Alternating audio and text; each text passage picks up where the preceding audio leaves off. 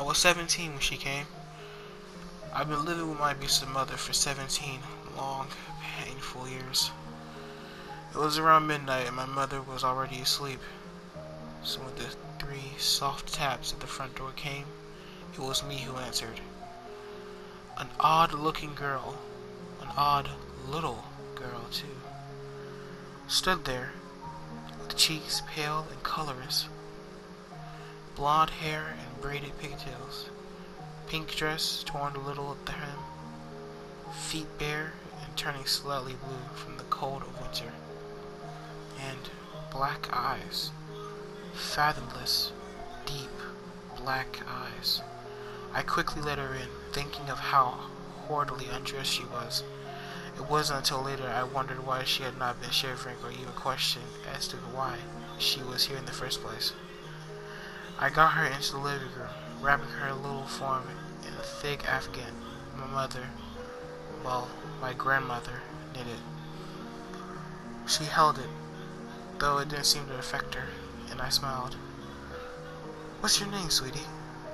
A long silence passed, in which she stared at me.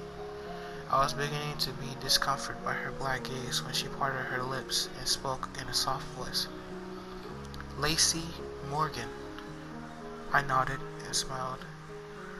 "You can stay here tonight, Lacey," I said, motioning to a couch. She curled up in a little ball, black eyes still on me, and I exited the room.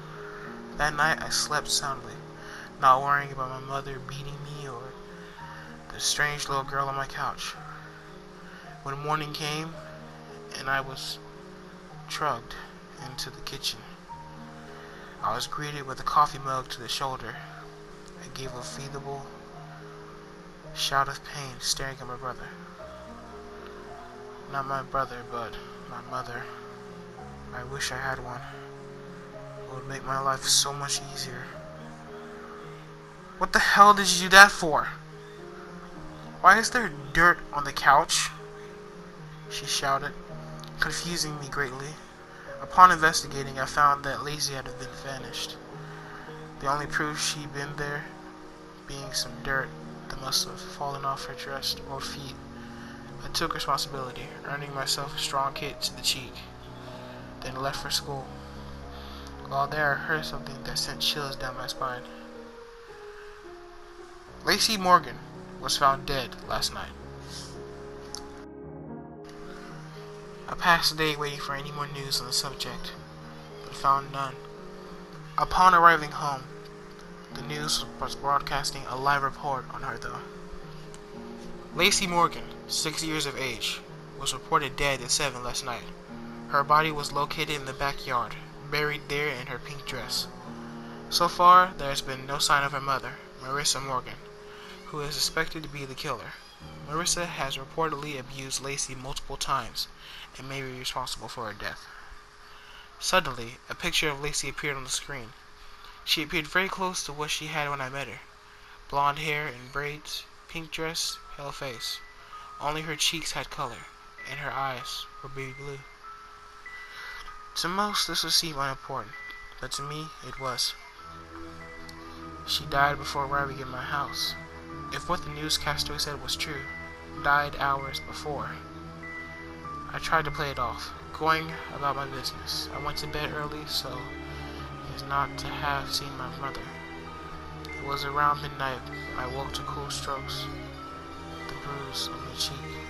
I sighed, leaning into the snow. "Never again," Lacey whispered, before her hand vanished. Not 10 minutes later, I heard my mother screaming. I rushed in her bedroom, nearly fainting at what I saw. My mom was thrashing wildly on her bed. A small creature had burrowed its face into her chest. I could hear the song of flesh tearing, and my mother's screaming increased in volume. I wish I hadn't gotten up. Later on, I told myself I hadn't, but I had. So when Lacey pulled back from the gaping hole in my mother's chest cavity, I had a plain view of her razor-sharp teeth, glinting in the light, glinting with my mother's blood. She smiled innocently at me for a moment, before swiftly tearing out my mother's jugular. That time, I did faint. When I came to, I was in my bed. I walked to my mom's room, morbid, curiosity getting the best of me. Upon opening the door, I found the room empty, the bed made neatly, as if my mom had left for work early. The only oddities were the dirty child footprints in the open window, showing that Lacey had in fact visited. I never saw my mother again, and I never missed her either. I eventually got married, and we had a child together. I named her Lacey. Recently, I noticed the neighbor's daughter had all sorts of scrapes and bruises on her arm. I started watching their home, and the other day, I saw something odd. A little girl, running barefoot, through their backyard, to their back door. It was around midnight, so I couldn't be for sure. But I thought she met my eyes with her black ones, and I could swore she mouthed 2 words at me.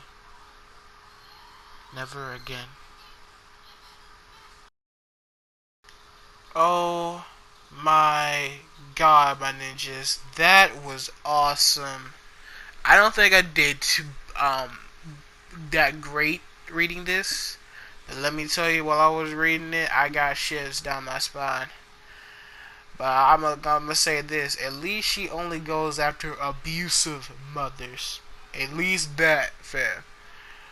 Cause if this chick was real, oh my god, we would have some problems. I really hope you guys enjoy this creepypasta. This is my first time doing it, and honestly, I have to tell you, it was tiring. I had to do this all over again. I wasn't even going to read this creepypasta, but I was like, hell, this is the shortest one, so I'm going to just do this one. Next time I'll do a longer one, and hopefully by then I'll stop stuttering and actually pronounce the damn words right. Yeah, it's very annoying reading these creepypastas. But hopefully you guys enjoyed, and yeah.